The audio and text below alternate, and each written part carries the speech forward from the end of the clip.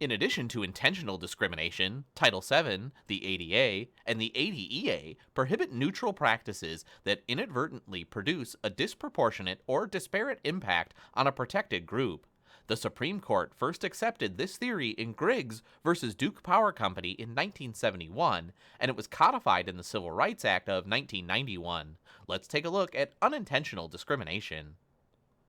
These disparate impact discrimination claims most frequently challenge hiring and promotion devices.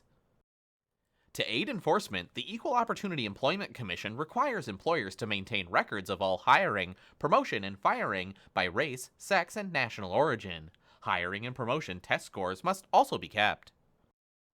To prove disparate impact, an employee must show that a specific selection device had an exclusionary effect. There's no bright line rule stating how much disparity is unlawful, but the EEOC uses an 80% or 4/5 rule of thumb. If the qualification rates of a protected group are less than 80% of the rate of the highest group, then the selection device is suspect.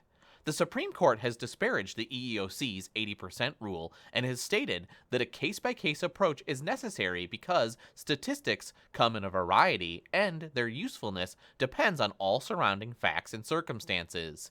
Still, since the EEOC investigates and determines the merit of claims and sometimes prosecutes them, agencies should use the 80% rule as a guide.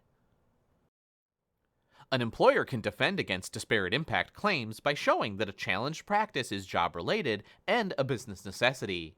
This defense can be used for subjective procedures such as interviews and objective procedures such as tests. To defend tests as job-related, agencies must prove their validity.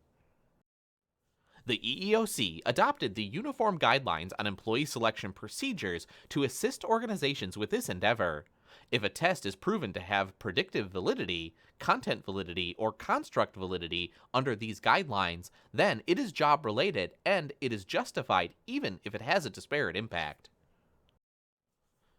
Rather than validating tests, some employers have sought to avoid disparate impact claims by using scores creatively.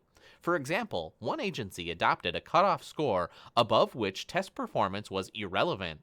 The court, however, ruled that the cutoff score had to be validated. Another agency minimized the relative weight of the exam in a selection process. Here, the court found the practice to be an unlawful affirmative action plan.